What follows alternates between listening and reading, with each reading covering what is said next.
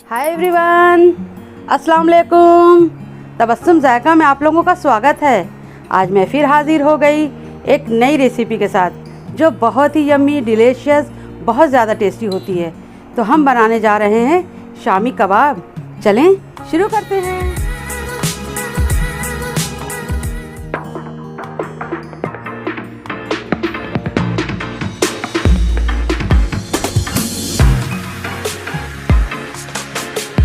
मैंने अपनी गैस को ऑन कर दी है और इस पर रख रही हूँ मैं अपना कुकर।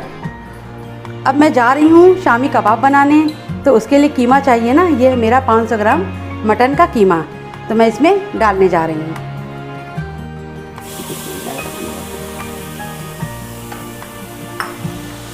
ये है मेरी 2 प्याज मीडियम जो मोटी मोटी कटी हुई हैं। 1 कटोरी चने की दाल जिसको मैंने 3 घंटे पहले भिगो दिया था, ये भी सब चली गई। 1 कटोरी मखाना, ये भी इसमें चला गया। 2 टेबल स्पून गरी का बुरादा, 1 छोटी चम्मच चाट मसाला है, 1 चम्मच चिकन का पाउडर है, ये भी इसमें चला गया। 1 छोटी चम्मच गरम मसाला, 1 चम्मच नमक, 1 चम्मच कुटी लाल मिर्चें, 1 चम्मच अदरक लहसुन का पेस्ट। अब इसमें हम डाल रहे हैं 1 कप पानी। इसके बाद हम सारी चीज़ों को करेंगे मिक्स।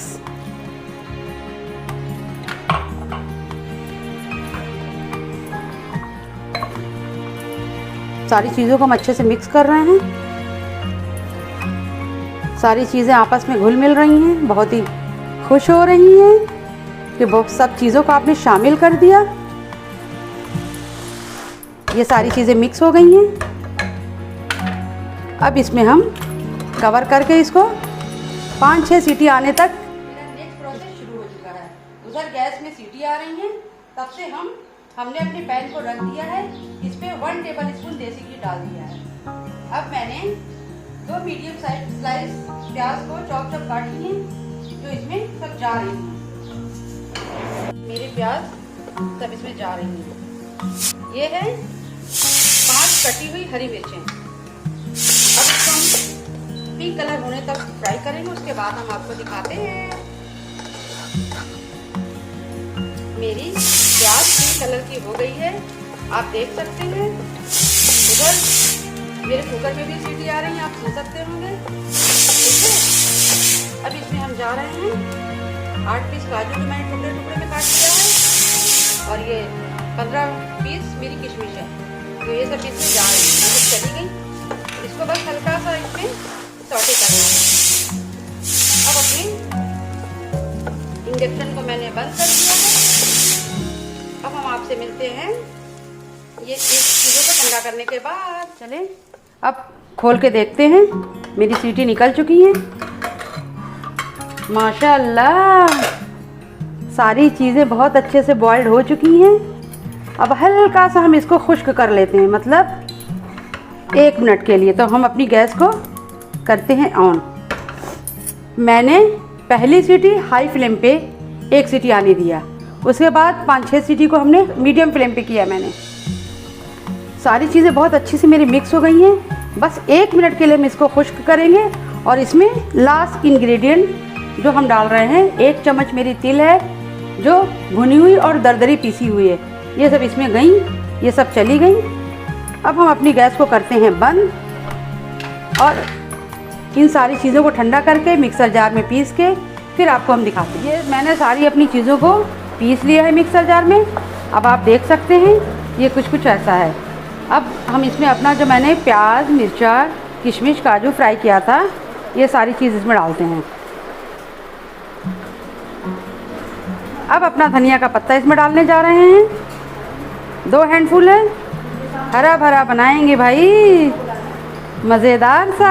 मेरी सारी चीज़ें बहुत अच्छे से मिक्स हो गई हैं। अब हम इसको जा रहे हैं कबाब बनाने। आप अपने मर्ज़ी के मालिक हैं भाई, इसी तरह से बनाते चले जाएंगे। ये मेरा दूसरा भी तैयार हो गया, ये आप देख सकते हैं। ये मेरा लास्ट वाला भी बन गया। सारे एक एक करके मैंने इस तरह से मैंने इसे तैयार कर लिए हैं। अगर आप चाहते हैं कि मैं इसी तरह से आप लोगों के लिए नई नई रेसिपी लाती रहूं, तो इसके लिए आपको मुझे लाइक, शेयर और सब्सक्राइब करना होगा। ठीक है, अब चलते हैं नेक्स्ट प्रोसेस की। पैन में 3 बड़े चम्मच से मस्टर्ड ऑयल डाल दिया है। अब हम जा रहे हैं अपने कबाबों को शैलो फ्राई करने। चली गई, ये मेरी जा रही हैं बहुत ही आराम आराम से। इतनी मेरी चली गई। अब हम अपनी साइडों को करते हैं चेंज। ये देखिए, अब हम इसी तरह से सारी साइडों को चेंज करके फिर आपको दिखाते हैं।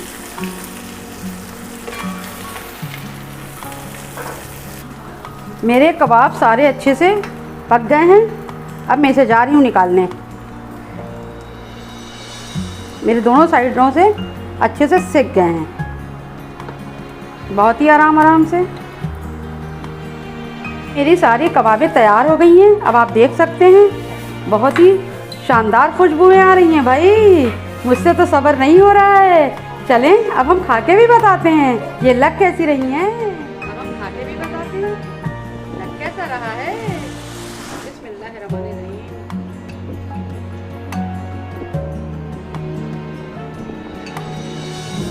वाह, बहुत ही टेस्टी, कितना डिलीशियस बना है।